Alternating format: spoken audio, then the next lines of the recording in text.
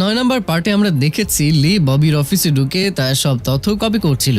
ববির লোকেরা লিকে ধরে তার পেটে ছুরি ঢুকিয়ে দিয়েছিল, কিন্তু ঠিক সেই সময় রশি তাকে বাঁচিয়ে নেয়। তারপর লিফটে তারা দুজনকে দেখে অনেক চমকে ওঠে। তো এই পার্টের শুরুতে আমরা দেখতে পাই লি আর রশি লিফট দিয়ে নিচেও যেতে পারে না, কারণ ববি তো আগেই সব গার্ডদেরকে ইনফরমেশন দিয়ে দিয়েছিল যে কেউ যেন বাইরে যেতে না পারে। তাই লি আর রশি বাঁচার জন্য দ্বিতীয় ফ্লোরের সিঁড়ি দিয়ে পালাতে থাকে, কিন্তু সেখানেও ববির লোকেরা তাদের পেছনে পড়ে যায় আর তারা কোনো রাস্তা না পেয়ে একটা রুমে নিজেদের লক করে নেয়। কিন্তু ববির লোকেরা বাইরে থেকে দরজা ভাঙার পুরোপুরি চেষ্টা করে। লি তো হার মেনে নেয় আর বলে এখন আর আমাদের বাঁচার কোনো উপায় নেই, আর এটা তো 3rd ফ্লোর, এখান থেকে তো লাফাতেও পারবো না। কিন্তু রশি জানালার গ্রিল লাথি দিয়ে ভেঙে ফেলে আর সেখান দিয়ে পালিয়ে যায়। তারপর ববি দরজা ভেঙে ভেতরে এসে দেখে জানালার গ্রিল ভাঙা। তখন ববির লোক বলে এখন কি করব বস?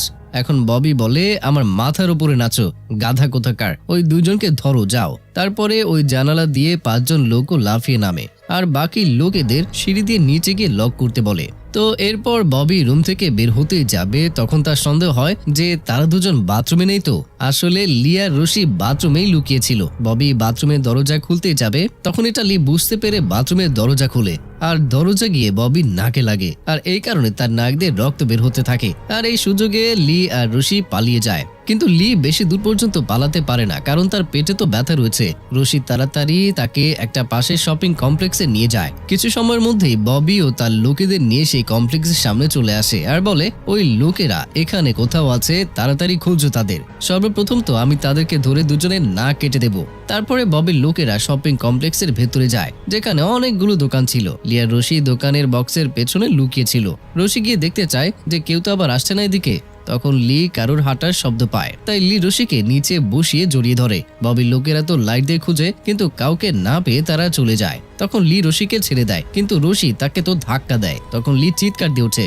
এরপর রশি তখন লিয়ের কাটা জায়গা দেখে। তখন রশি বলে ওহো, এটা তো অনেকটা কেটে গেছে, চলো এখান থেকে বেরিয়ে যাই। কিন্তু লি বলে আমি তো এখান থেকে উঠতেই পারবো না। রশিও বুঝতে পারে না যে সে এখন কি করবে। বাইরে ববি তাদেরকে সব জায়গায় খোঁজে। তখন প্যানি আর তার অ্যাসিস্ট্যান্ট গাড়ি নিয়ে আসে আর ববিকে দেখে তারা সেখান থেকে তাড়াতাড়ি বের হয়ে যায়। ববি তাদের গাড়ি দেখে ফেলে। অন্যদিকে রশি দোকান থেকে একটা ফার্স্ট এড বক্স বের করে আর লিয়ের কাটা জায়গা পরিষ্কার করতে থাকে। মনে হয় এনায় তাকে সব রকমের ট্রেনিং দেওয়া হয়েছে।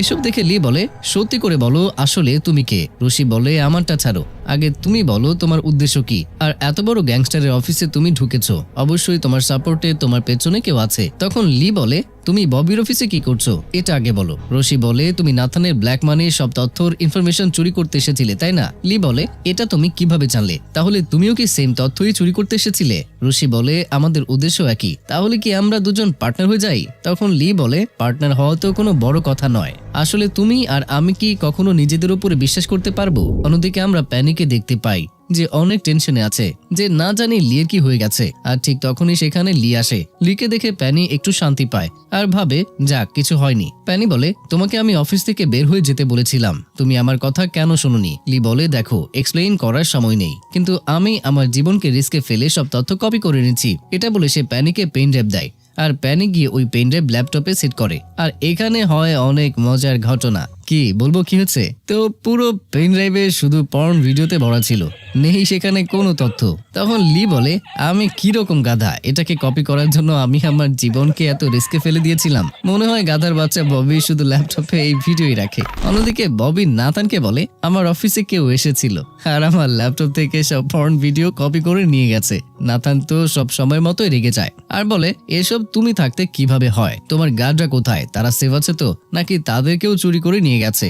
আর এখন থেকে আমি তোমাকে ভরসা কিভাবে করব? তখন ববির অ্যাসিস্ট্যান্ট বলে আমার তো কিনির উপরে সন্দেহ আছে, হয়তো সে আপনার ব্ল্যাক মানির ব্যাপারে জানার জন্য এসব করছে। এরপর নাথান বলে তোমরা তার উপরে খুবই কড়া নজর রাখবে। তারপর আমরা ওই কর্মীর মেমোরিয়াল দেখতে পাই, যেখানে তার ওয়াইফ আর তার ভাই কিনিয়া মিলে তার লাশকে শ্রদ্ধাঞ্জলি জানাচ্ছে। এখানে যেও কষ্ট পাওয়ার অনেক ভালো অ্যাক্টিং করে, কারণ সে তো ওই কর্মীর ওয়াইফের মুখ বন্ধ করার জন্য টাকা দিয়েছিল। কিনিয়া তো ওই মহিলাকে জিজ্ঞাসা করে আপনার হাজবেন্ডের মৃত্যু আপনি অ্যাক্সিডেন্ট হয়েছে এটা কেন বললেন? সত্যি তো অন্য কিছু, ওই লোকেরা তো আবার আপনাকে টাকা দিয়ে জোর করে এসব করাচ্ছে না। তখন সেখানে যে আসে আর কিনিয়াকে বলে তুমি কি জানো না সে তার হাজবেন্ডকে হারিয়ে অনেক টেনশনে আছে, আর তুমি শুধু নিজের লাভের জন্য কেন তাকে কষ্ট দিচ্ছ? কি কিনিয়া বলে তুমি কে? জেজে বলে আমি ডোডো গ্রুপের ডিরেক্টর। তখন কিনিয়া বলে ও আচ্ছা, তাহলে তুমি সেই লোক যে টাকা দিয়ে এই মহিলার মুখ বন্ধ করেছো। জেজে বলে দেখো ম্যাডাম, আমি তোমার চাল খুব ভালোভাবেই বুঝতে পারছি। তোমার হাজবেন্ড মরার পর তোমার উপর ঋণের বোঝা দিয়ে গেছে, আর ওই ঋণ শোধ করার জন্য এমন পাবলিসিটি স্ট্যান্ড করছো, মনে হচ্ছে তোমার উদ্দেশ্য হলো ডোডো গ্রুপের নতুন কোনো দোষ লাগানো, আর সেই অভিযোগ করে আমাদের কাছ থেকে টাকা আদায় করতে চাও। কিনিয়া বলে আমি টিনাইন গ্যাসের বিষয়ে তদন্ত করছি, আর এরকম ক্ষতিকর গ্যাস তোমরা তোমাদের প্ল্যান্টে ইউজ করো, আর এর পর্দা তো আমি ফাঁস করেই ছাড়বো। তখন দেখবো কে কি, আর যখন আমি কোর্টে সব এভিডেন্স দেব তখন তুমি বুঝতে পারবে আমি কি করতে পারি। এরকম ভাবে জেজের মুখের উপরে জবাব দিয়ে সে চলে যায়। তারপর জেজে এন্ড্রিউকে বলে তুমি কিনিয়ার ক্লোজ হওয়ার চেষ্টা করো, আর তার কাছে আমাদের বিরুদ্ধে যত এভিডেন্স আছে সব নিয়ে নেওয়ার চেষ্টা করো। তখনই তো আমরা নাথানকে রাস্তা থেকে সরাতে পারবো, আর তখন তার জায়গা তুমি পাবে। কিন্তু তাদের কথা বলতে জিনা দেখে ফেলে, আর জেজে চলে যাওয়ার পর সে এন্ড্রিউকে এসে জিজ্ঞাসা করে বলো তোমরা দুজন কোন বিষয়ে কথা বলছিলে। এন্ড্রিউ বলে যে বলছিল কিনিয়ার কাছে যে এভিডেন্স আছে ওইটা মিথ্যা এভিডেন্স, ওইটারই খোঁজ নিতে হবে আমাকে। তখন জিনা বলে এই ইনভেস্টিগেশনে আমিও তোমাকে সাপোর্ট করব, যদি আমি ভালো কাজ করি তাহলে কোম্পানি আমাকে প্রমোশন দেবে, তাই না?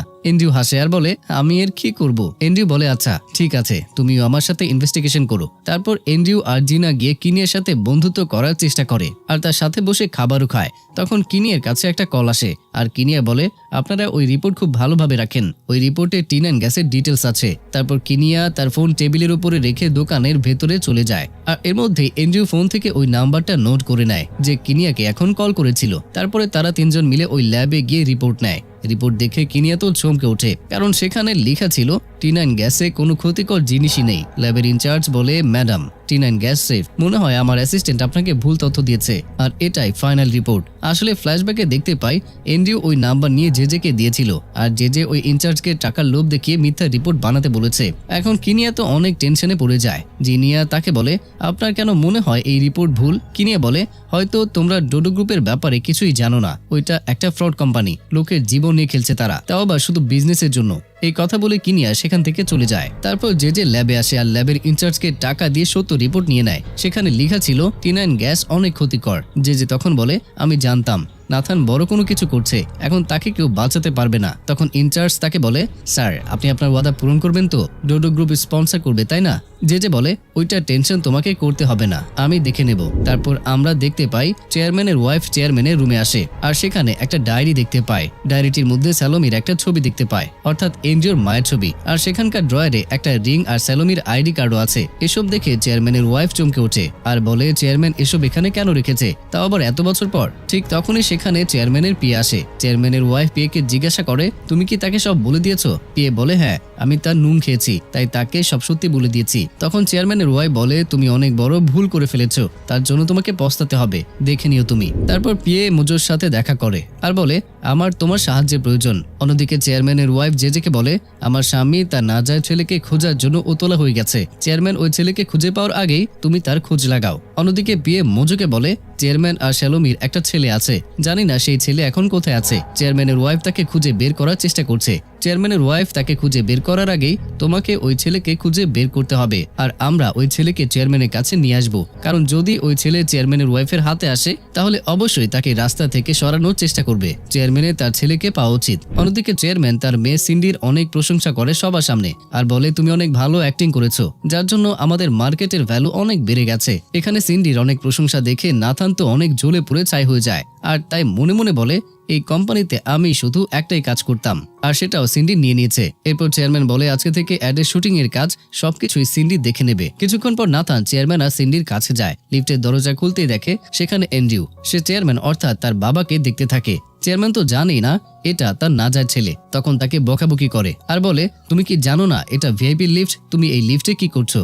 তখন এন্ড্রিউ বলে সরি স্যার, আমি জানি না। এটা বলে সে বাইরে যেতে থাকে। তখন চেয়ারম্যান বলে কোনো সমস্যা নেই, তুমিও আমাদের সাথেই আসো। তো এখানে নিজের বাবাকে এত কাছ থেকে দেখে এন্ড্রিউ তো ইমোশনাল হয়ে যায়। চেয়ারম্যানকে তার ছেলে মেয়ের সাথে অনেক ভালোবেসে কথা বলতে দেখে এন্ড্রিউর কষ্ট হয়। মনে মনে সে বলে এই ভালোবাসার তো আমারও হক ছিল, কিন্তু সে তো আমাকে তার থেকে অনেক দূরে রেখেছে। এসব ভেবে সে অনেক টেনশনে পড়ে যায়। তারপর আমরা কিনিয়াকে দেখি যে এন্ড্রিউ আর জিনাকে নিয়ে জেলে এসেছে, আর সে বলে যে এখানে একজন কর্মী আছে যে ডোডো গ্রুপে কাজ করছিল। সে T9 এর ব্যাপারে খুব ভালোভাবে জানে। আসলে এই লোকের সাথে ফিরে আসার সময় আমার হাজবেন্ড মারা গিয়েছে, তাই আমাদের তার সাথে দেখা করা উচিত আর তার মাধ্যমে আমরা সত্যিটা জানতে পারবো। কিন্তু এতটুকু সময়ের মধ্যে এই খবর যেও পেয়ে যায় আর সে ববিকে বলে ওই জেলের লোকটা আবার মুখ খুলবে না তো। তখন ববি বলে জেলের মধ্যে সব আমারই লোক, ডোন্ট ওয়ারি, তারা একটাও শব্দ করবে না। কিনিয়া যখন জেলে গিয়ে ওই লোককে জিজ্ঞাসা করে তুমি কি আমাকে চেনো, তখন ওই লোকটি খুবই ভয়ে ভয়ে বলে যে না, আমি তো আপনাকে চিনি না, আমি তো কখনোই আপনাকে দেখিনি। কিনিয়া বলে তাই,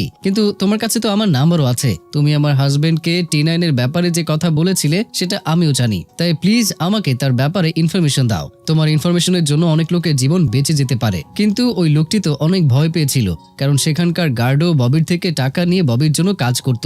এজন্য লোকটি কিছুই বলে না আর শরীর খারাপের নাটক করে। এই জন্য তাদের তিনজনকে বাইরে পাঠিয়ে দেওয়া হয় আর ওই লোকটিকে হাসপাতালে। তো এখানে পুলিশ কিছুক্ষণের জন্য বাইরে যায়, কিন্তু নিজের ফোন ভেতরে রেখে দেয়। তাই ওই লোকটি সুযোগ পেয়েই ওই ফোন নিয়ে কিনিয়াকে কল করে, কারণ সে তো কিনিয়ার নাম্বার জানতো। কিনিয়া মন খারাপ করে বসে থাকে, কারণ লোকটি তো তাকে কোনো ইনফরমেশনই দেয়নি। ঠিক তখনই কিনিয়ার ফোনে কল আসে, কিন্তু কিনিয়াকে কিছু বলার আগেই গার্ড চলে আসে আর ফোন নিয়ে রং নাম্বার বলে কেটে দেয়। এরপর সে তাড়াতাড়ি ববিকে কল করে বলে এই উইটনেস কিনিয়াকে কল করার চেষ্টা করেছে, এখন তার কি করব। ববি বলে তাকে শেষ করে দিতে হবে। তুমি এক কাজ করো, তাকে আমাদের ক্যাশ স্টোরে নিয়ে আসো আর সেখানে হবে তার আপ্যায়ন। আর আজ রাতে আমি একটা পার্টি দিচ্ছি, তুমিও এসো, বুঝতে পেরেছো? আসলে ববি তার অফিসে ভেন্ট ঠিক করছিল, কারণ লি সেটা ভেঙে ফেলেছিল, তাই একটা লোক এসে সেটা ঠিক করে দেয় আর ভেন্ট পুনরায় জ্বলে। কিন্তু ঠিক করার জন্য অন্য কেউই না, বরং প্যানির অ্যাসিস্ট্যান্ট আসে। সে ঠিক করার বাহানায় ববির অফিসে ক্যামেরা সেট করে দেয়, যার মাধ্যমে প্যানি আর লি বাইরে থেকে সব দেখতে পায়। প্যানি লিকে বলে একটা কথা বলো, তুমি রশির উপরে ভরসা করো কি? লি বলে না, কিন্তু তার পেছনে অবশ্যই কেউ আছে যে তাকে ইনস্ট্রাকশন দিচ্ছে। তোমার কি মনে হয় সে কে হতে পারে? প্যানি বলে হতে পারে সে ইন্ডাস্ট্রির গুপ্তচর, আর না হয় এনআইএর জন্য কাজ করছে। এরকম ভাবে প্যানি রশির আইডেন্টিটি খুঁজে বের করে। লি বলে আমি তার উপরে ভরসা করি বা না করি, কিন্তু সে আমাকে সাহায্য অবশ্যই করবে, কারণ আমাদের দুজনের উদ্দেশ্য একই। পরের সিনে আমরা দেখতে পাই লি আর রশি কথা বলছে। লি রশিকে বলে আমি ববির অফিসে ক্যামেরা সেট করে দিয়েছি, তার ফুটেজ আমি তোমাকেও দেখাতে পারি যদি তুমি আমার সাহায্য করো। যেরকম ভাবে তুমি ববির অফিসে কাজের জন্য গিয়েছিলে সেরকম ভাবে আমাকে কোনো একটা কাজ দাও। রশি বলে কাজ দিব মানে? সে কি আমার কোনো আত্মীয় যে আমি তাকে বললেই তোমাকে কাজে নিয়ে নেবে? লি বলে না, আমি এটা বলছি না, আমি বলতে চাচ্ছি যে তোমাকে ওখানে সাহায্য করেছে তাকে বলো আমাকেও যেন সাহায্য করে, না হলে আমি তোমাকে ক্যামেরা ফুটেজ দিব না, এটা কিন্তু মনে রাখো। তো এখানে রশির কাছে কোনো রাস্তা নেই, তাই সে বলে দেয় ঠিক আছে, আমি কোনো উপায় ভাবছি। তারপরে সেখানে তাদের একজন টিমের ছেলে আসে যে রশিকে নিয়ে অনেক পজিটিভ। ছেলেটা অনেক পেরেশান হয়ে যায় যে এই সব সময় লিয়ের সাথে কেন ঘুরে। তো এরপর আমরা ববির অফিসে রাখা ক্যামেরা দেখতে পাই, যেটার মাধ্যমে তারা দেখতে পায় ববি তার গলায় মালা পরে, আর সেই মালার মধ্যে একটা হার্ড ডিস্ক আছে যার মধ্যে ব্ল্যাক মানি সব ডিটেলস আছে। কিন্তু তার গলা থেকে মালা বের করা তো অনেক মুশকিল, কারণ ববি সব সময় সেটা গলায় পরে থাকে। ববির রুমে পেন্টিং এর পেছনে একটা সিক্রেট লকার আছে, যেটা শুধু ববির ফিঙ্গারপ্রিন্ট দিয়েই খুলবে, আর সেখানে ব্ল্যাক মানির হিসাব কিতাব, ইম্পর্টেন্ট ডকুমেন্ট সবই রাখা আছে। এরপর লি রশিকে বলে তুমি যদি তাকে সিরিয়াস করতে পারো তাহলে আমরা ওই হার্ড ডিস্ক আর ওই লকারের অ্যাক্সেস দুটোই করতে পারবো। রশি বলে সিরিয়াস? আরে তুমি আমাকে কি মনে করো? তুমি যাও গিয়ে তাকে সিরিয়াস করো, আমি ফাইট করতে পারি। যদি তুমি বলো তাকে শেষ করে দিতে হবে তাহলে আমি তাকে মেরে ফেলতে পারবো, কিন্তু এই সিরিয়াস ভিডিওস আমার দ্বারা হবে না। রশিকে সে কনভিন্স করার চেষ্টা করে যে দেখো, যেভাবে মাইকেলকে ধরার জন্য জিনা রিস্ক নিয়েছিল আর আমরাও শেষমেশ মাইকেলকে ধরেও ফেলেছিলাম, ঠিক ওইভাবে তুমিও করে নাও। তো এখানে আর অন্য কোনো রাস্তাও নেই আমাদের কাছে। রশিও কিছুটা কনভিন্স হয়ে যায়। এরপর লি বলে শোনো আমার কথা, এই কাজের জন্য তোমাকে সুন্দর একটা ড্রেস পরতে হবে। তারপর তারা দুজন নিজেদের জন্য সুন্দর সুন্দর ড্রেস চয়েস করে। লি তো তার জন্য সেখানকার বারটেন্ডারের মতো একটা ড্রেস বেছে নেয়, কারণ রশি ক্লাবের মধ্যে একজনের সাথে পরিচয় হয়েছিল আর এজন্যই ববি ক্লাবে লিয়ের বারটেন্ডারে কাজ মিলে যায়। তো এরপর লি রশিকে একটা পোজ শেখায় যে তার সামনে তুমি এই পোজে থাকবে, তাহলে সে তোমার উপর ইনস্ট্রাকশন দেবে। তারপর তুমি তাকে সিরিয়াস করার জন্য চোখ ঠোঁট এরকম করবে, আর এরপর দেখো সে তোমার উপরে লাড্ডু হয়ে যায় কিভাবে। রশিও ঠিক সেরকম করারই চেষ্টা করে, কিন্তু তার চোখ রোমান্টিক দেখার বদলে অনেক ভয়ঙ্কর দেখা যায়। এজন্য লি তাকে বকা দেয় যে আরে ভাই কি করছো তুমি, তুমি যদি এরকম করো তাহলে সে তোমাকে গুলি করে সেখানেই উড়িয়ে দেবে। লি তাকে আবারও শিখিয়ে দেয় যে কি রকম করতে হবে। তো এরপর পরিপূর্ণভাবে তৈরি হয়ে তারা দুজন ক্লাবে যায়। ববি সব বারটেন্ডারকে মনোযোগ দিয়ে দেখে আর লিকে দেখে জিজ্ঞাসা করে একে দেখে তো নতুন মনে হচ্ছে, কে এ? ববির অ্যাসিস্ট্যান্ট বলে নতুন নিয়োগ দেওয়া হয়েছে। লি তার মাথা নিচু করে ডায়লগ বলে যে আমি পুরো ইমানদারি দিয়ে আপনার কাজ করব। ববিরও তার উপরে বিশ্বাস হয়ে যায়। তারপর সে রশির দিকে তাকায়। রশি ওইসব করে যেসব লি তাকে শিখিয়ে দিয়েছে, কিন্তু রশি তো রোমান্টিক কিছুই করতে পারে না। তারপর রশি চোখ বড় বড় করে ববির দিকে তাকায়। ববি রশিকে বলে, আরে এটা কি? আমি কি ভূত যে তুমি আমাকে এভাবে দেখছো? আর এটা কি রকম ড্রেস পরে আছো? চেঞ্জ করে নাও, না হলে কাজ থেকে বের করে দেব। তার যাওয়ার পর রশি লিকে কথা শোনায় আর বলে, তোমার এই পদ্ধতিতে সিরিয়াস? দেখেছো কি হয়েছে? হয়ে গেল না ফেল। লিও বুঝতে পারে না যে সে কি করবে। লি বলে, মনে হয় ববি অন্য ধরনের মানুষ, আমার কাছে অন্য একটা আইডিয়া আছে। এটা বলে লি কোনো কারণ ছাড়াই কান্না করতে শুরু করে। রশি তো ভয় পেয়ে যায় আর বলে, আমি এরকম কি বলেছি যার জন্য তুমি কান্না করছো? লি বলে, এটা তো আমার নতুন আইডিয়া। যদি তুমি ববির সামনেও কান্না করো তাহলে অবশ্যই তার মন নরম হয়ে যাবে। সে যতই পাথর মনের হোক না কেন, তখন অবশ্যই সে তোমার জন্য করুণা বোধ করবে, আর সেই করুণা আমার জানার আগে আকর্ষণে পরিণত হবে। চলো এই আইডিয়াটা ট্রাই করে দেখা যাক। তারপর রশি ববির সামনে কান্না করা শুরু করে দেয়। ববি রশিকে বলে, তুমি এখানে কি করছো? কিন্তু ববি রশির চোখে পানি দেখে রাগে তার অ্যাসিস্ট্যান্টকে ডাকে আর অ্যাসিস্ট্যান্টকে বলে, ওই মেয়েকে বলে দাও কান্না করা মেয়ে আমার একদমই পছন্দ না। যদি দ্বিতীয়বার কখনো সে কান্না করে তাহলে তাকে আমি কাজ থেকেই বের করে দেব। তারপর আমরা দেখতে পাই বাইরে গিয়ে রশি লিয়ের গলা চেপে ধরে আর বলে, পরের বার যদি এরকম বেহুদা আইডিয়া দাও তাহলে আমি তোমার জান নিয়ে নেব। আমি নিজেই কোনো আইডিয়া খুঁজে নেব, বুঝতে পেরেছো? তুমি শুধু তোমার মুখ বন্ধ করে রেখো। লি একা একা বলে, দেখতে তো একদম নরম, কিন্তু তার মধ্যে এত শক্তি কোথা থেকে এসেছে? অন্যদিকে ইলেকশন শুরু করে দিয়েছে। ডোডো গ্রুপের বিরুদ্ধে স্লোগান দেয় যে এরকম বড় কোম্পানি আমাদের বন্ধ করে দেওয়া উচিত যারা লোকের জীবন নিয়ে খেলে। এই জন্য আপনারা আমাকে ভোট দিন। নেইল আর প্যানি দূরে গাড়িতে বসে এসব দেখে। মনে হয় প্যানি নেইলের সাথেও বন্ধুত্ব করে নিয়েছে আর সে তার থেকেও কিছুটা ইনফরমেশন নেওয়ার চেষ্টা করছে। প্যানি নেইলকে বলে, কিমির প্রভাব দিন দিন বৃদ্ধি পাচ্ছে, লোক তাকে বিশ্বাস করতে শুরু করেছে। নেইল বলে তার প্রভাব শুধুমাত্র অর্থের শক্তিতে, এর জন্য আমাকে যে সাথে কথা বলতে হবে, কারণ সে নাথানকে বলে টাকার অ্যারেঞ্জ করবে। এই কথা শুনে প্যানি বুঝতে পারে নাথান এই ইলেকশনের জন্য তার ব্ল্যাক মানি ইউজ করবে। যদি টাকাকে ট্র্যাক করি তাহলে আমরা বুঝতে পারবো নাথানের ব্ল্যাক মানি কোথায়। আর এই কথা প্যানি লিকেও বলে দেয়। অন্যদিকে জিনা আর এন্ড্রিউ ওই হাসপাতালে কাজ করে যেখানে কিনিয়া কাজ করে। আসলে তারা কিনিয়ার সম্পর্কে জানতে চাচ্ছে। যখন তারা একটা পেশেন্টের সাথে কথা বলে তখন পেশেন্ট বলে, আমরা কিনিয়ার মুখ পর্যন্ত দেখতে চাই না, সে অনেক খারাপ মহিলা। তারা এভাবে কিনিয়ার নামে খুব খারাপ খারাপ কথা বলে, কিন্তু জিনার কেন জানি এদের কথা মিথ্যা মনে হয়। তারপর সে একটা ছোট বাচ্চাকে খাবার দিতে যায়, কিন্তু ওই বাচ্চা বলে আমি খেতে চাই না। ঠিক তখনই সেখানে কিনিয়া আসে আর জিনাকে বলে, তুমি যাও, আমি একে দেখে নিচ্ছি, এটা আমার মেয়ে। এই কথা শুনে জিনা চমকে ওঠে।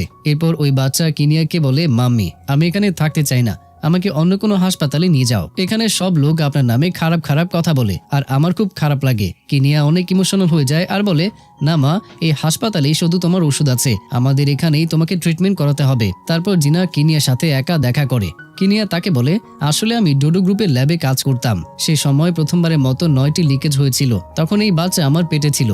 ওই লিকেজের কারণে তার ক্যান্সার হয়েছে। জানি না আর কতদিন সে বেঁচে থাকবে। এখন পর্যন্ত শুধু আমার মেয়ে এই ডকুমেন্টে সাইন করেছে, তার ময়না তদন্ত যাতে করা যায়। আমি চাই না যে আমার মেয়ের সাথে যা ঘটেছে সেটা অন্য কোনো বাচ্চার সাথে হোক, কিন্তু কেন জানি না বাকি পেশেন্টরা এই ডকুমেন্টে সাইন করতে রাজি না।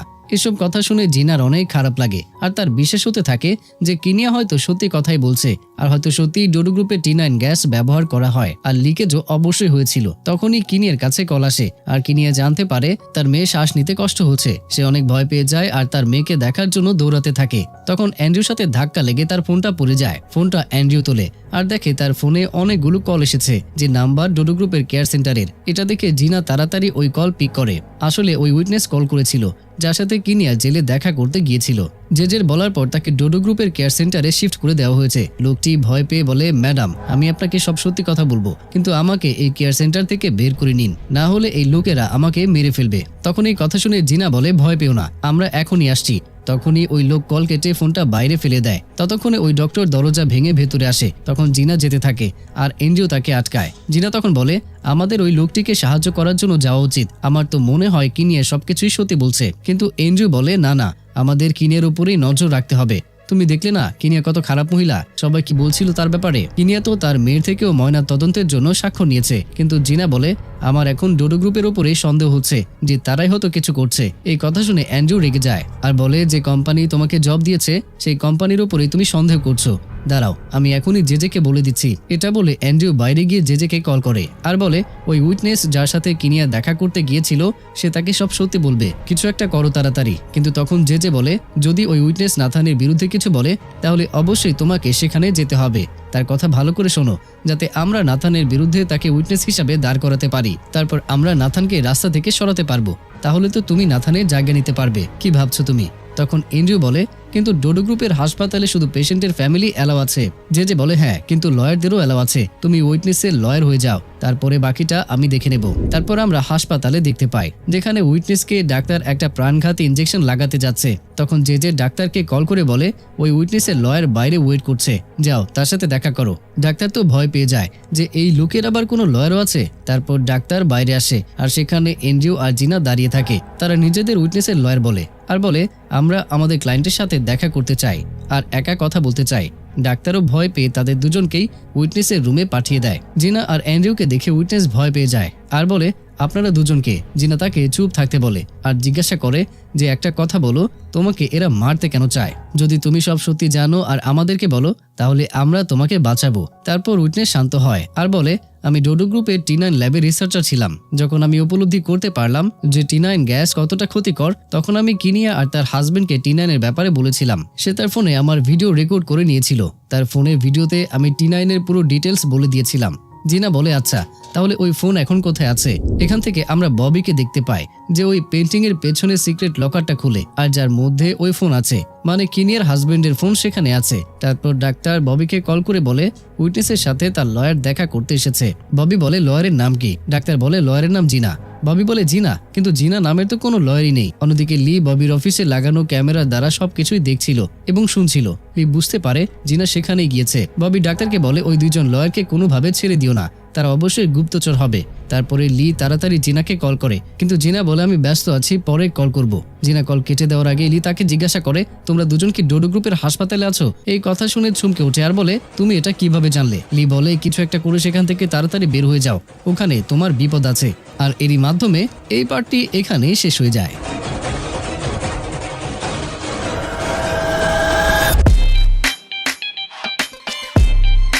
তো প্রিয়জনেরা, কেমন ছিল আজকের গল্পটি সেটা অবশ্যই কমেন্টের মাধ্যমে জানাতে ভুলবেন না। আর পরবর্তী পার্টের জন্য অবশ্যই আমার সাথেই থাকুন।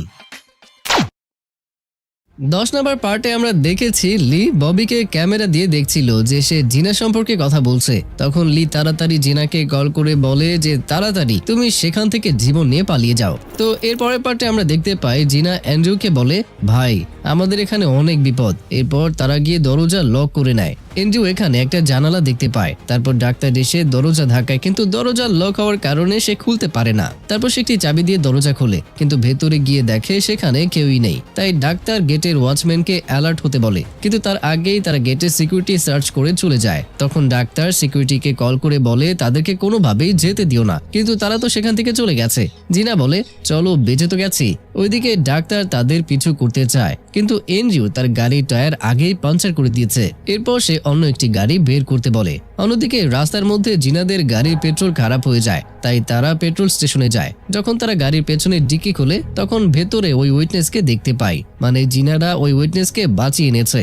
তখন ওই উইটনেস বলে আমি একটু বাথরুমে যাব, এটা বলে সে বাথরুমে যায়। এর মধ্যে সেখানে ববি চলে আসে আর ফোনে ডাক্তারের উপরে চিল্লাতে থাকে যে তুমি তাদেরকে কিভাবে যেতে দিলে, আর ওই লোকেরা কোন রাস্তা দিয়ে গেছে, আমি ওই রোডেই দাঁড়িয়ে আছি, তাড়াতাড়ি বলো। এরকম ভাবে সে জোরে জোরে কথা বলতে থাকে। তখন উইটনেস বাথরুম থেকে বের হয় আর ববি তাকে দেখতে পায় আর ডাক্তারকে বলে চিন্তা করো না, আমি তাকে দেখে নিয়েছি। উইটনেস ভয়ে দৌড়াতে থাকে আর একটা গাড়ির সামনে গিয়ে ধাক্কা লেগে সেখানেই মারা যায়। তখন ববি জিনা আর এন্ড্রুকে বলে আমি তোমাদেরকে ছাড়বো না, তোমরা দুজন এর লয়ার তাই না, তোমাদেরকেও আমি কিছু জিজ্ঞাসা করব। তখন এন্ড্রু বলে দেখেন আমি একটা কল করব এখনই। ববি হাসে আর বলে তুমি যাকে চাও তাকে কল করে নাও, আমার কেউ কিছুই করতে পারবে না। কিন্তু এন্ড্রু যখন যে নাম নিয়ে কথা বলে তখন ববি চমকে ওঠে। পরের সিনে আমরা দেখি ববি, নাথান, জেজে আর তার বডিগার্ড বসে কথা বলছে।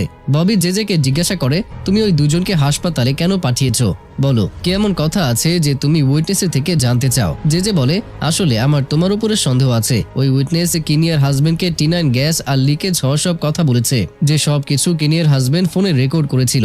আমি এটা জানতে চাই যে ওই ফোন কোথায় আছে। ববি চমকে ওঠে আর ভাবে যে কিভাবে ওই ফোনের ব্যাপারে জানতে পারলো, যাকে আমি আমার সিক্রেট জায়গায় সেভ করে রেখেছি। যে বলে যখন আমার এজেন্ট ওই ফোনের ব্যাপারে খোঁজ নিয়েছিল তখন তারা জানতে পারে তুমি ওই উইটনেসকে মেরে ফেলতে চাও, এই জন্য আমার তোমার উপরে সন্দেহ হয়েছে। তাই তাদের দুজনকে আমি তোমার সত্যিটা খুঁজে বের করার জন্য পাঠিয়েছি। ববি তো এখানে কোনো কথাই বলতে পারে না, তাই সে নাথানকে বলে আমি এসব আপনার ভালোর জন্য করেছি। তারপর ববি আবার জেজের উপরে রেগে যায় আর বলে তুমি আমার কাজের মধ্যে দখল নিতে এসেছো, এটার কোনো হক নেই তোমার। এটা বলে ববি রাগে ওয়াশরুমে চলে যায়। নাথান জেজেকে বলে তুমি ববিকে সন্দেহ করো না, সে আমার সাথে অনেক বছর থেকেই কাজ করছে। তখন জেজে তার বডিগার্ডের দিকে একবার তাকায়। বডিগার্ড ইশারা বুঝতে পারে আর সে উঠে সেও ওয়াশরুমে চলে যায়। ববি তাকে দেখে মারতে যায় কিন্তু বডিগার্ড তাকে খুবই মারে আর বলে আমি আগে ক্রিমিনাল স্কোয়ারে কাজ করেছি, তোমাদের মতো হাজার গ্যাংস্টারকে কিভাবে ঠিক করতে হয় সেটা আমি খুব ভালো করেই জানি। দ্বিতীয়বার কখনো যদি জেজের সামনে কথা বলার চেষ্টা করেছো তাহলে সেখানেই শেষ করে দেব। এটা বলে সে চলে যায়। অন্যদিকে জিনা আর এনজিও ক্যাফেতে বসেছিল। তখন লি জিনাকে কল করে আর বলে তুমি কি ঠিক আছো? জিনা বলে হ্যাঁ আমি ঠিক আছি, কিন্তু তুমি আমার এত চিন্তা কেন করছো? লি বলে সেরকম কিছু না, আসলে তুমি আমার থেকে ওই টাকা ধার নিয়েছো না, তাই টাকা না দিয়ে যদি উপরে চলে যাও তাহলে আমার টাকা কে দেবে? তো এটা শোনার পর জিনা কল কেটে দেয়। তো এরপর এনজিও জিনাকে বলে একটা কথা বলো, তোমাকে কি লি বলেছিল যে হাসপাতালে তোমার বিপদ আছে? জিনা তখন হ্যাঁ বলে। এই কথা শুনেই এনজিও লির উপরে সন্দেহ হয় যে এটা লি কিভাবে জানলো, আর এই কথা এরপর সে জেজেকে জানায়। যে এই কথা শুনে চমকে ওঠে আর বলে লি এটা কিভাবে জানতে পারলো। এখন তার ববির কথা মনে পড়ে যে ববির অফিসে কেউ ঢুকেছিল আর ববি তার পেটে চাকু ঢুকিয়ে দিয়েছিল। সে ভাবতে থাকে ওইটা সেই লি নয় তো, যদি ওইটা লি হয় তাহলে সে ববি সম্পর্কে জানতে কেন চাচ্ছে। তাই যে এনজিওকে বলে কালকে তুমি অফিসে গিয়ে লিকে চেক করে দেখবে তার শরীরে কোনো কাটা চিহ্ন আছে কিনা। অন্যদিকে জিনা অনেক কষ্ট পাচ্ছিল কারণ সে জেনে গিয়েছে যে কিনিয়ার সব কথাই সত্যি। তারপর সে কিনিয়াকে সাহায্য করতে পারছে না। যদি সে তাকে সাহায্য করতে চায় তাহলে তাকে ডোডো গ্রুপের বিপক্ষে যেতে হবে আর তারপরে তাকে জব থেকে বের করে দেওয়া হবে, যেটা সে চায় না। কারণ কত কষ্ট করার পর সেই জবটা পেয়েছে, এই জন্য সেই জবটা হারাতে চায় না। তারপর জিনা কিনিয়ার ফোনে যে উইটনেসের কল এসেছিল সেই নাম্বারটি ডিলিট করে দিয়ে কিনিয়াকে তার ফোন দিয়ে দেয় আর বলে এটা নিচে পড়েছিল তাই ভাবলাম তোমাকে দিয়ে দেই। তারপর লি আর জিনা একটা বারে আসে। জিনা এখানে ড্রিঙ্ক করে আর ইমোশনাল হয়ে লিকে বলে আমরা কি জীবনে কখনো সত্যের সাথ দিতে পারবো না? সত্য সবসময় কেন মিথ্যা প্রমাণ হয়? লি তো বুঝতে পারে না যে কোন বিষয়ে সে কথা বলছে। লি তাকে বোঝানোর চেষ্টা করে কিন্তু জিনা তো নেশাগ্রস্ত অবস্থায় ছিল, তাই লি তাকে বাসায় ছাড়তে যায়। তখনই সেখানে এনজিও আসে আর লিকে বলে জিনাকে আমি নিয়ে যাব। লি বলে একে ড্রিঙ্ক আমি পান করিয়েছি তাই তাকে বাসায় আমি রেখে আসবো, বুঝতে পেরেছো? তারপর আর কি দুজনের লড়াই শুরু হয়ে যায়। এর মধ্যে লি জিনাকে ছেড়ে দেয় আর বেচারি নিচে পড়ে যায়। তখন সেখানে জিনার ফ্রেন্ড মানে যে একজন পুলিশ অফিসার সে আসে আর তাদেরকে বকাবকি করে আর বলে ভালো হয়েছে যে জিনা আমাকে মেসেজ করেছিল, না হলে তো তোমরা দুজন তাকে এখানে মেরে ফেলতে। এটা বলে সে জিনাকে নিয়ে চলে যায়। তখন এনজিও লিকে বলে চলো কিছুক্ষণ ড্রিঙ্ক করি। লি বলে আমি কেন তোমার সাথে ড্রিঙ্ক করব? এটা বলে সে যেতে থাকে। তখন এনজিও তার হাত ধরে টান দেয় আর তখন লিয়ের পেটে ব্যথা লাগে আর সে পেটে হাত দিয়ে বলে ছাড়ো আমাকে। এখানেই এনজিও লিয়ের উপরে সন্দেহ হয়। লি সেই লোক যে ববির অফিসে ঢুকেছিল। তো এখানে লিয়ের টিমের একটা ছেলে যার নাম গ্রে, সে লিকে বলে যে তুমি আর রশি ডেটিং করছো। লি বলে পাগল হয়েছো নাকি? আমাদের মধ্যে এরকম কিছুই নেই, আর তুমি এসব কিছু কেন জিজ্ঞাসা করছো? কোথাও তোমার নজর রশির উপরে নেই তো?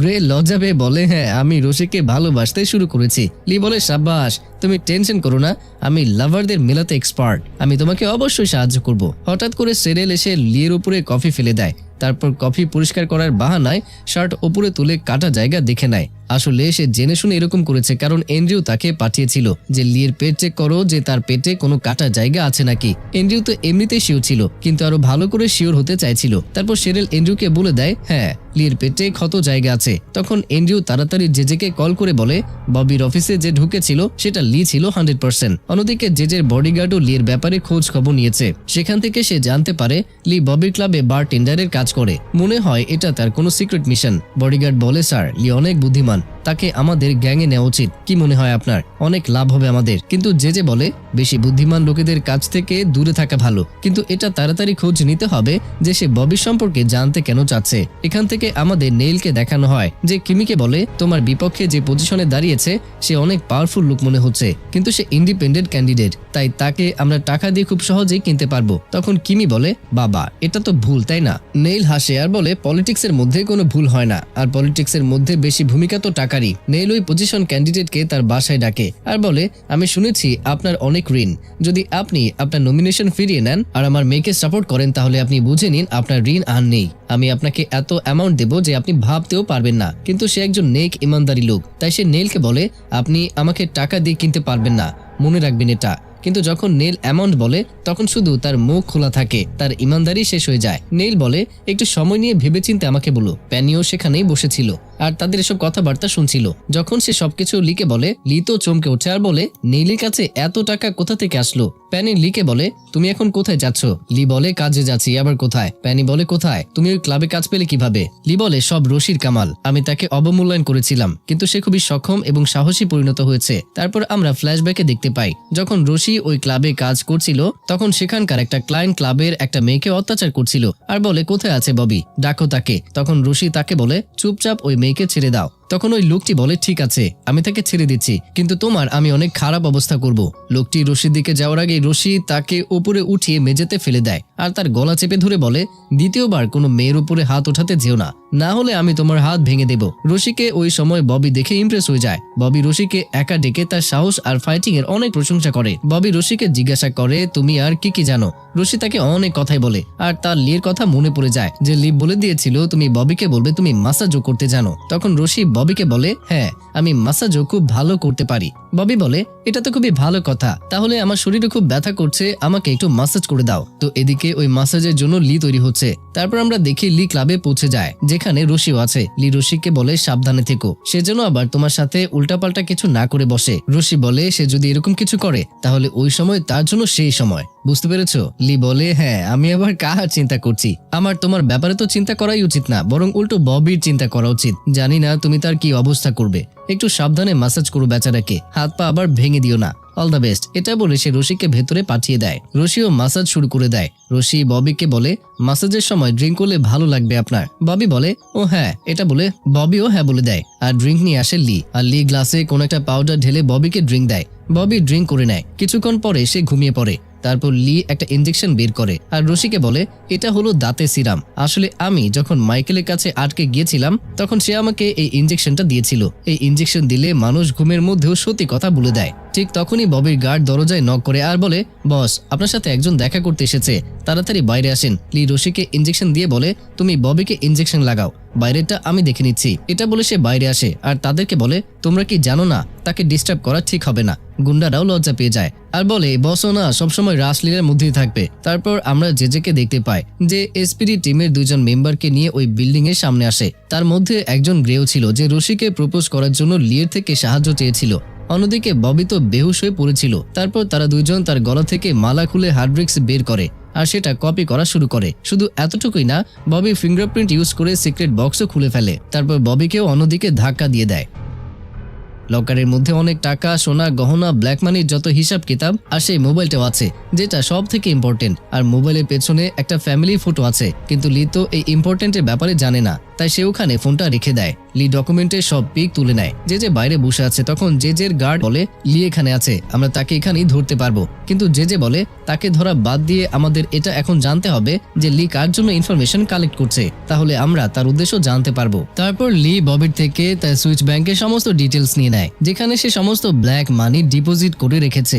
আর যখন কাজ শেষ হয়ে যায় তখন রশি বলে আমার উপরে অ্যাটাক করো, না হলে এখানকার লোকেদের আমার উপরে সন্দেহ হবে। পরের সিনে রশি গলায় আঘাত নিয়ে ববির অ্যাসিস্ট্যান্টের কাছে যায় আর বলে ববি আমাকে এত মেরেছে, আমি জানতাম না সে এত বড় জানোয়ার, আমি এখানে আর কখনো কাজই করব না। লিও অ্যাক্টিং করা শুরু করে আর বলে আমিও জানতাম না যে ববি এতটা নোংরা লোক। দেখছেন তো, স্বার্থ সিদ্ধি হয়ে গেলে কেমনে লোক চেঞ্জ হয়ে যায়। তো যাই হোক, যে একজন মহিলাকে এতটা অত্যাচার করতে পারে, সে যার সাথে যা ইচ্ছা করতে পারে, আমিও এখানে কাজ করব না এটা বলে লিও চলে যায়। এরকম ভাবে দুজন সেখানে খুব ভালোভাবে পারফরমেন্স করে সেখান থেকে বের হয়ে আসে। যখন ববির জ্ঞান ফেরে তখন সে বুঝতে পারে না যে এখানে কি হয়েছে। ববির একটি লোক বলে, বস, নেশায় অবস্থায় আপনি ওই মেয়েটার সাথে অনেক খারাপ ব্যবহার করেছেন। ওই বেচারি মেয়ে কাজ ছেড়েই চলে গেছে। ববি হতবাক হয়ে যায় আর ভাবে, আমি এরকম কি করেছি। হঠাৎ ববি তার নেকলেস চেক করে আর বলে, পেনড্রাইভ তো ঠিকই আছে। তারপরে গিয়ে সে লকার চেক করে, তখন দেখে টাকা পয়সা সব ঠিকই আছে। তারপর সে একটু শান্তি ফিল করে যে যাই হোক সবকিছু তো যেরকম সেরকমই আছে। অন্যদিকে যে লিয়ের গাড়িকে ফলো করে, কিন্তু লি প্রথম থেকেই জানতে পারে যে তাকে ফলো করছিল। আসলে গ্রে জেজের সাথে এসেছে। সে লিকে মেসেজ করেছিল যে তোমাকে ফলো করছে। তাই লি তার গাড়িকে জেজের বাসার সামনে নিয়ে দাঁড় করায়। জেজে তো অবাক হয় যে লি আবার আমার বাসায় কেন যাচ্ছে। বাসার কাছে গিয়ে লি জেজেকে কল করে। তখন জেজে সেখানে পৌঁছে গিয়ে লিকে বলে, আমাকে কল কেন করছো, তাও আবার আমার বাসায় এসে। লি বলে, আমার আপনাকে একটা ইম্পর্টেন্ট ইনফরমেশন দেওয়ার আছে। ববির কাছে যে ব্ল্যাক মানি আছে না, তার সব ডিটেলস পেনড্রাইভে আছে, আর তার মধ্যে নাথানেরও ব্ল্যাক মানি যুক্ত আছে। জেজে বলে, ওইসব কিছু তো ঠিক আছে, কিন্তু এটা তুমি আমাকে কেন দিচ্ছ? তুমি তো মজুর হয়ে কাজ করো। লি বলে, আমি যখন ববির খোঁজ খবর নিচ্ছিলাম তখন আমি ডোডো গ্রুপের বিষয়ে অনেক কথাই জানতে পেরেছি। এই ডিটেলস এতটাই সেন্সিটিভ যেটা মোজো হ্যান্ডেল করতে পারবে না, এজন্য আমি আপনাকে দিচ্ছি। আপনি তো ডাইরেক্টর এই কোম্পানির, ভালো মন্দ আপনি খুব ভালোভাবেই জানেন, আর আপনার প্রতি আমার আনুগত্য প্রমাণ করার এর থেকে ভালো সুযোগ আর পাবো না। এজন্য এটা আমি আপনাকে দেওয়ার সিদ্ধান্ত নিয়েছি। লির কথা শুনে জেজে তো হার্টবিট থেমে যায় আর ভাবে, এই ছেলে তো আমার কত রেসপেক্ট করে, কিন্তু আমি তো এই ছেলের উপরে সন্দেহ করে বসেছি। যে সমস্ত ইনফরমেশন নিয়ে লিকে তার বাসার ভেতরে নিয়ে যায় আর লিকে একটা এক্সপেন্সিভ ঘড়ি গিফট করে। অন্যদিকে লি গ্রেকে সাহায্য করার কথা বলেছে, তাই লি গ্রেকে একটা বারের কথা বলে যেখানে রশিও থাকে। গ্রে রশিকে তার মনের কথা বলে দিতে চায়, কিন্তু সে অনেক ড্রিঙ্ক করে ফেলে আর রশির উপরে পড়ে যায়। রশি তখন তাকে বাইরে তুলে নিয়ে আসে। ড্রিঙ্ক করার ক্ষমতা না থাকার জন্য তাকে বকাঝকাও করে আর বলে, যতটুকু তুমি পান করতে পারবে ততটুকুই করো, বুঝতে পেরেছো? কিন্তু গ্রে রশির প্রশংসা করে যে তুমি কত স্ট্রং, আমাকে উঠিয়ে নিয়ে এসেছো। তারপর আমরা চেয়ারম্যানকে দেখতে পাই যে তার ফ্যামিলির সাথে বসে ডিনার করছিল। চেয়ারম্যানের ওয়াইফ না জানি কেন এত টেনশন করছে। নাথান বলে, মা, আপনি এত টেনশনে কেন আছেন? চেয়ারম্যানের ওয়াইফ চেয়ারম্যানকে জিজ্ঞাসা করে যে সত্যি কথা বলেন, আপনার টেবিলের উপরে স্যালোমির পিক আইডি কি করছিল? আপনি কি এখনো তার খেয়ালের মধ্যে আছেন?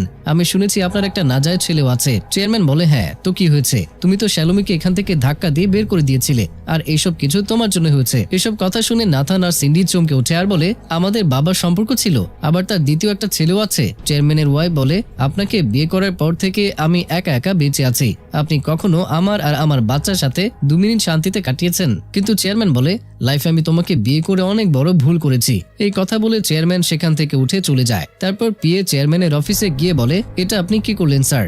ম্যাডাম যদি না থাকতো তাহলে আপনার ফ্যামিলিও থাকতো না। চেয়ারম্যান বলে, আমি প্রত্যেকদিন এসবে বিরক্ত হয়ে গিয়েছি, এখন শুধু আমাকে আমার ছেলেকে খুঁজে বের করতে হবে। সে নাজায়েজ হোক, তারপরেও তো সে আমারই ছেলে, তাড়াতাড়ি তার খোঁজ করো। তারপর পিএ মজুর সাথে দেখা করে। পিএ মজুকে বলে, চেয়ারম্যানের ছেলের ব্যাপারে তুমি কতটুকু খোঁজ খবর নিয়েছো, কিছু জানতে পেরেছো কি? মজু বলে, আমি আমার লোক দ্বারা আমেরিকায় তার খোঁজ খবর নেওয়ার চেষ্টা করেছি, কিন্তু সেখানে তার সমস্ত রেকর্ড ডিলিট করা হয়েছে।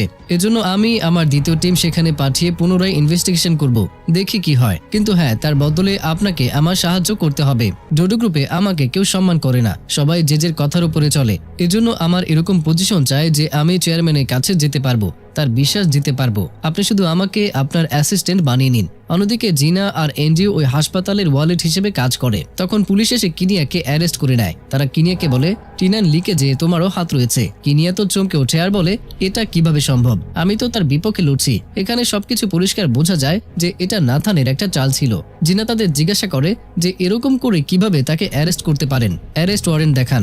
তারা অ্যারেস্ট ওয়ারেন্ট দেখালে জিনাও কিছু করতে পারে না। জিনা কিনিয়াকে বলে, আপনি চিন্তা করবেন না, আমি খুব তাড়াতাড়ি লয়ার নিয়ে পুলিশ স্টেশনে যাব। কিন্তু অ্যান্ড্রু তাকে থামায় আর বলে, তুমি যদি ডোডো গ্রুপের বিপক্ষে কিছু করো তাহলে তোমাকে চাকরি থেকে বের করে দেওয়া হবে। জিনা অসহায় হয়ে কান্না করতে থাকে আর বলে, আমি কোথায় ফেসে গিয়েছি। অন্যদিকে কিনিয়াকে অ্যারেস্ট করার কথা শুনে নাথান অনেক খুশি হয়ে যায়। তারপর জেজে যখন তার অফিসে আসে তখন এন্ড্রিউ সেখানে শান্তিতে বসেছিল। এন্ড্রিউ জেজেকে বলে, এখন তো আমাদের নাথানের বিরুদ্ধে অনেক এভিডেন্স আছে, তাহলে তাকে সরিয়ে ওই জায়গায় আমাকে বসানোর এত দেরি কিসের? জেজে বলে, একটু ধৈর্য ধরো, পরের বার নাথানকে এমন মারবো যে সে আর উঠতে পারবে না, তখন তুমি তোমার বাবার ছেলে হয়ে যাবে। টিভিতে কিনিয়াকে অ্যারেস্ট করার খবর ছড়িয়ে পড়ে। কিনিয়াকে দেখে লি রিয়েলাইজ করে যে ববির লকারে যে ফোন দেখেছিল সেই ফোনের পেছনে ওই মহিলার ফটো লাগানো ছিল। লি ভাবতে থাকে যে কিনিয়ার ফোন ববির কাছে কিভাবে আসলো, আর ববি সেই ফোন লকারে কেন রেখেছে, কেমন হতে পারে। অবশ্যই ওই ফোনের মধ্যে কোনো রহস্য আছে। আর লি তো অনেক বড় সুযোগ পেয়েছিল ওই ফোন নেওয়ার, কারণ সে ওই লকার খুলেও ছিল আর ফোন হাতেও নিয়েছিল। যদি সে ওই ফোন নিত তাহলে সমস্ত রহস্য সে জানতে পারতো। কিন্তু একটা সমস্যা হচ্ছে, যদি ফোন সে নিয়ে নিত তাহলে সে ফেসে যেত, কারণ ববি বুঝতে পারতো যে লকার থেকে ফোন মিসিং। তারপর লি প্যানিকে বলে, মোবাইলে যে ফটো ছিল না সেখানে একটা ছোট বাচ্চার ছবিও ছিল, আমাদের তাকে খুঁজে বের করতে হবে। তারপরে ওই হাসপাতালে দেখায় যেখানে জিনার ভাই আছে। প্যানি তার অ্যাসিস্ট্যান্টকে সেই হাসপাতালে পাঠিয়েছিল যাতে সে জিনার সত্যিটা জানতে পারে। আসলে জিনা তার নাম চেঞ্জ করে ডোডো গ্রুপে জয়েন করেছিল, সে তার ভাইয়ের নামও অন্য কিছু রেখেছিল। তাই প্যানি কনফার্ম হতে চেয়েছিল যে আসলে ওইটা জিনারই ভাই নাকি, যে জিনা কিছু বছর আগে লিয়ের বাসায় কাজ করত। তারপর প্যানির অ্যাসিস্ট্যান্ট জিনার ভাইয়ের বেডের কাছে পৌঁছে যায়, কিন্তু সেখানে তো অন্য কোনো নামই লেখা ছিল। কিন্তু অ্যাসিস্ট্যান্ট যখন তার রিয়েল নাম ধরে ডাকে তখন ছেলেটা বলে, হ্যাঁ এটা আমি, কিন্তু আপনার কি চাই। এখানে অ্যাসিস্ট্যান্টের বিশ্বাস হয়ে যায় যে এটা জিনারই ভাই, আর তার বোন যে ডোডো গ্রুপে কাজ করছে সে ওই জিনাই, যে কিছু বছর আগে লিয়ের বাসায় কাজ করত। অন্যদিকে আমরা জিনাকে দেখতে পাই যে অন্য হাসপাতালে আছে যেখানে কিনিয়ার মেয়ে ট্রিটমেন্ট হচ্ছে। ওই বাচ্চা অনেক কান্না করে আর বলে, আমার মাকে কেন অ্যারেস্ট করা হয়েছে, সে কোনো কিছুই ভুল করেনি। জিনা তাকে শান্ত করে আর বলে, খুব তাড়াতাড়ি তোমার মাকে তারা ছেড়ে দেবে। ঠিক তখনই সেখানে লি আসে। জিনা তাকে জিজ্ঞাসা করে, তুমি এখানে কি করছো। লি বলে, ওটা তো আমি পরে বলবো, কিন্তু আগে বলো তুমি এখানে কি করছো। আর বাইরে প্যানি দাঁড়িয়েছিল। তখন তার অ্যাসিস্ট্যান্ট কল করে বলে, এই হাসপাতালে যে ছেলে আছে সেই জিনার ভাই। আসলে ডোডো গ্রুপে যে কাজ করে সেটাই আসল জিনা, যাকে লি খুঁজছে। লি তো জানতো না যে এটাই সেই জিনা যে তার বাসায় কাজ করত। ঠিক তখনই জিনা আর লি বাইরে আসে, আর তাদেরকে দেখে প্যানি চমকে ওঠে। লি তাকে জিজ্ঞাসা করে, তুমি তাকে এভাবে কেন দেখছো। জিনাও কিছু বুঝতে পারে না। আর এর মধ্য দিয়েই এই পার্টটি শেষ হয়ে যায়।